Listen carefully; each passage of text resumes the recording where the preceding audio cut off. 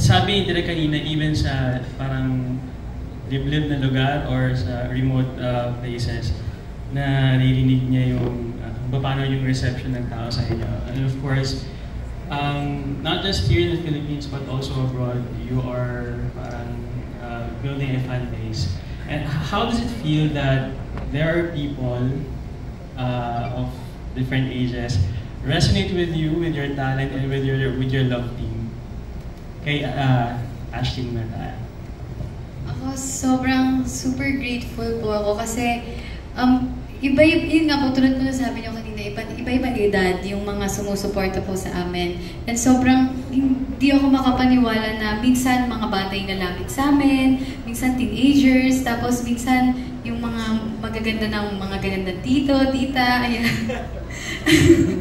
Kaya sobrang nakakatuwa po kasi minsan iniisip ko, bakit kaya nila kami minamahal ng ganito, na bakit kaya nila kami tanggap ng buong buo. And sobrang nakakatuwa lang po talaga isipin na parang ang dami ko biglang mommies kasi kahit mga big or small wins ko po talaga, sabi ni Andres, nandun po sila and sobrang happy nila. And ang pinaka nakakatuwa po doon, pag mga nababasa ko, pinagpe-pray po nila kami. Parang yun yung sobrang sabi ko, sobrang na-touch ako doon na pinagpe-pray talaga nila kami. Kaya thank you po. Yes, yun nga.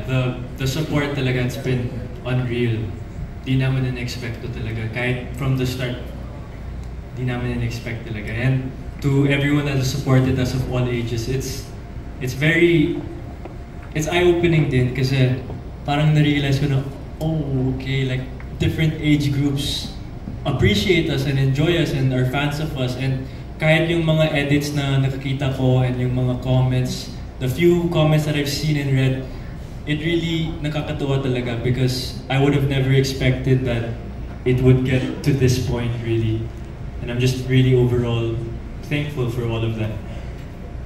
And also, it's so nice that we really appreciate each other as on-screen partner. I'd like to ask lang, I'd just like to piggyback on the title of the film. Isang Daang Bulaklak para kay Luna. Unless if you were to give a kind of flower to Ashley, what kind of flower is it and why?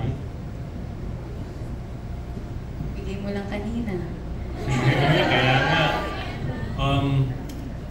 I think I said it before, but I would give Ash, like I just gave her kanina, a white rose talaga. Because for me, I think a white rose is the most beautiful flower talaga. It symbolizes... Ito yun, Andres. Ito yun. For the visual. Talaga ni Andres to kay Ashley na hindi siya part ng props. So, 100 ba to? Direct wala sa script yun eh. 100? Hindi 100. Okay. Pero, yan. I would say white rose talaga. Kasi for me, a white rose has so much more meaning to it than just, like, halimbawa, a red rose, you know, it symbolizes like love and all. But I think the nice thing about a white rose is it's deeper than love. It also shows like purity and all. So I would say white rose. Sorry, na-memo lang ako natanggap. 100 daw yan, sabi ng Viva Films family natin. Yeah, Andres made sure. Tapos Destiny pa kasi white rose papaya. Kaya... Thank you. Siguro, Derek, bonus question na lang. Why do you think the characters in this film really fit both Andres and Ashley? Well, kung alam yung backstory nitong project nito, nauna ko siyang na-conceptualize na wala pa talagang actors in mind.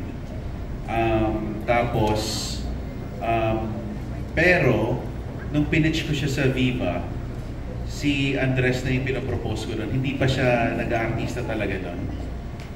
Tapos, hindi binigay sa akin ng Viva kasi parang in the middle of going through workshops. Kumbaga parang pinapahinog pa nila si Andres. Tapos, so for about 2 or 3 years, nakashelve lang yung project. And then, nung finally, nagkaroon na sila ng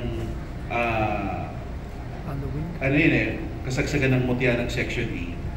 Ni-revive namin yung project. Tapos, ganoon din, nagustuhan ng dad niya.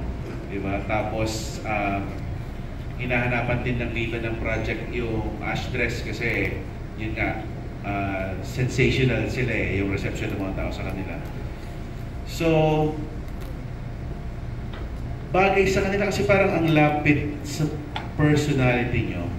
Kasi si Andres, sa nakikita ko, parang, hindi naman siya introvert, pero alam mo yun, hindi siya yung parang jock tayo na lalaki.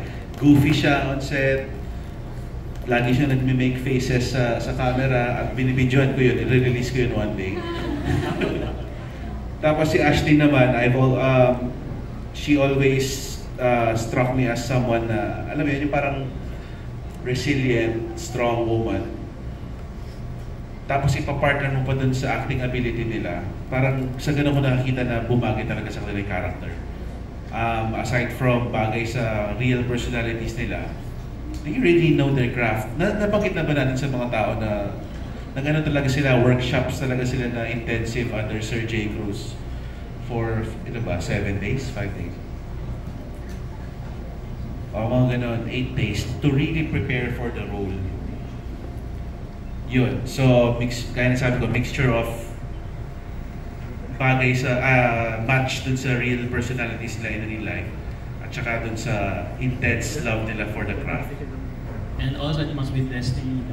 And if I may add as well na the first time na nakuha ko yung script, nung binasa ko talaga, from the very first page, I could not put it down talaga. Kasi parang na-imagine ko yung sarili ko sa mga lines ni Rafi at nakakita ko din yung pagkasalita ni Luna kay Ash din minsan. And parang habang binabasa ko, mas lumalabas na yung emotions ko habang binabasa ko yung script for the first time. Kaya I knew at that time na wow, ang galing ni Direk mag-write, and I had a feeling na, okay, ito yun, like this is the right project.